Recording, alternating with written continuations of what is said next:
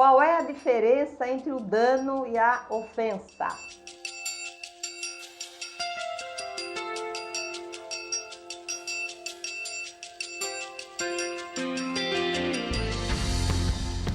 Falando de ofensa, logo a gente lembra do perdão, né? Porque para perdoar você tem que se sentir ofendido.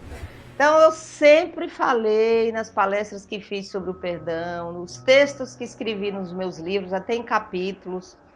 Neste livrinho aqui, esse pode ser chamado de livrinho porque é bem fininho, que faz parte de uma coleção, que é a coleção Os Anjos da Felicidade, que é um anjo para cada mês tem uma virtude, e o perdão é o anjo do mês de junho, né?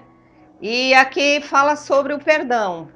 Então, recentemente uma amiga minha falou, Zeni, fala sobre o perdão no teu canal, mas para ficar assim, vamos falar sobre o perdão, porque é um tema muito batido, então eu preferi falar de ofensa e dano, fazendo a diferença entre um e o outro, para a gente chegar na questão do perdão. E aí o convidado de hoje, que exemplificou bem o perdão, é o Lau Marinoff. Eu li esse livro dele, Pergunte a Platão, e aqui eu encontrei, pessoal, uma definição muito interessante, muito didática, entre o dano e a ofensa. Suponhamos que você esteja no metrô, e aí uma pessoa, sem querer, pisa no seu pé. Aí seu dedão do pé incha, você vai parar no hospital, de repente até quebra o pé. A pessoa pede desculpa, mas não resolve o problema porque o dano já foi causado. Se você então é bailarino, um dançarino, depende do seu pé em bom estado para trabalhar, aí o dano é maior e na justiça, é claro que o advogado vai batalhar muito mais para arrancar uma grana do cara que pisou no seu pé. Isso é dano. Aí ele parte para o segundo exemplo, da mesma historinha do metrô, o que é uma ofensa. Você está lá no metrô com seu chinelo havaiana e de repente o cara olha pro teu dedão do pé e começa a rir, né? Começa a encarar o teu dedo do pé. E tu vai ficando puto da vida porque o cara tá rindo. Rindo de quê? Aí tu parte pro cara e fala assim, meu, tu tá rindo de quê? Ele fala, esse pé é muito feio, mas que dedo horroroso. Meu, calça um sapato, cobre esse pé. Aí o cara se sente mais ofendido ainda, né? Isso é ofensa. Parte pro ataque, pra briga, chama a polícia, uma confusão. Eu acho que não teve explicação mais didática até hoje do porquê que as pessoas querem o perdão, porque elas se sentem ofendidas. Só que, como o Marinoff fala, a ofensa é uma via de mão dupla e o dano é uma via de mão única. Por quê? Porque o dano acontece. Só uma pessoa que recebeu a ação se feriu ou feriu-se porque ele caiu e arrebentou o pé, acabou. É uma mão única. Agora, ninguém pode ser ofendido sem o seu consentimento. Simples assim. Você disse que o meu pé é feio, que o meu pé tem uma unha horrorosa, que a unha do pé é encavalado, que eu deveria usar um sapato. Problema de quem não gostou do meu pé. Eu não tô nem aí, ó, meu pé tá lindo, maravilhoso. O que é que eu poderia fazer para reverter essa situação e não me ofender? Olhar para a cara do cara e falar, problema seu, meu pé é maravilhoso, não tô nem aí, entendeu? Você transforma o que poderia ser uma ofensa, ou então, dependendo, se os dois partirem para as vias de fato e cair na baixaria, virar um dano, você transforma isso em humor. Acaba saindo pela tangente. Transforma numa coisa boa como motivação, como eu fiz, né? Eu e as minhas histórias. Sempre. Gente, toda vez que eu tenho um tema para falar, é impressionante. Sempre vem uma história para contar, mas isso é bem típico de quem já passou dos 50, né? Já viveu muito, já passou por muitas experiências, né?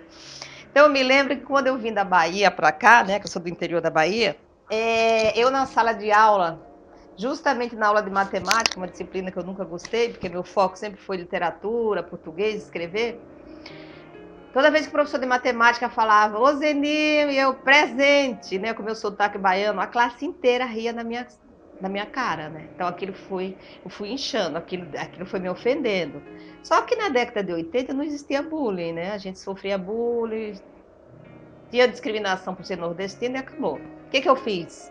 Né?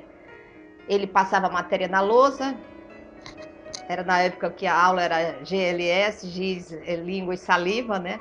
E eu simplesmente abria meu caderno e começava a escrever meus poemas, ou eu levava um livro, me encostava na carteira e passava a aula inteira lendo. E ele foi ficando nervoso comigo, né? Que eu não estava nem aí para ele. E mais nervoso ainda ele ficava quando ele aplicava a prova e eu tirava A. Imagina.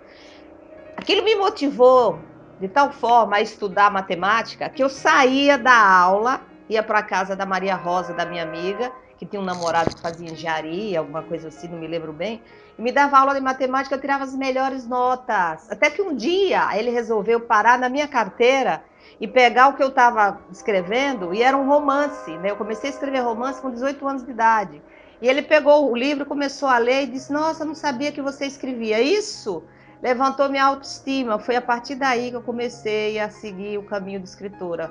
A partir de uma ofensa, eu transformei a ofensa e escrevi vários romances. Nessa mesma escola de segundo grau, eu apresentei peça de teatro e todos os professores me respeitavam e eu me sentia, reverti a situação. Então, isso me faz lembrar de um caso que o nosso convidado de hoje, aqui o Marinoff, cita neste livro, né? Leiam esse livro que é muito interessante, né? O outro, mais Platão, menos Prozac, também, eu ainda não li, porque eu li esse Pergunta a Platão. Neste livro, ele conta uma história, ele fala da ofensa, fala do dano, fala o quanto que os americanos, que ele presencia, não só os americanos, mas no mundo, quantas pessoas, a humanidade, está enlouquecida por transformar qualquer ofensa e dano e processar todo mundo, e arrancar dinheiro de todo mundo, qualquer coisa vira assédio moral. Então ele diz o seguinte, que partir para o humor é o melhor caminho, né?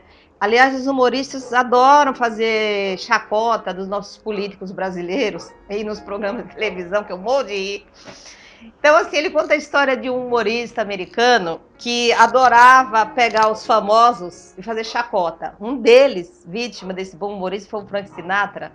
Ele disse que o Frank Sinatra não era um cantor, mas um grande artista de entretenimento. Aí o Sinatra, emputecido, contratou dois caras strong, né? Mandou dar uma surra no coitado do humorista, mas deu uma surra mesmo. Ele quebrou clavícula, foi para o hospital, ficou internado, com a boca toda torta, inchada.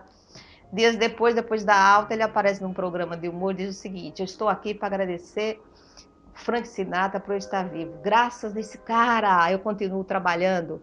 Eu levei uma surra tão grande, de repente ele aparece assim do nada e fala: chega!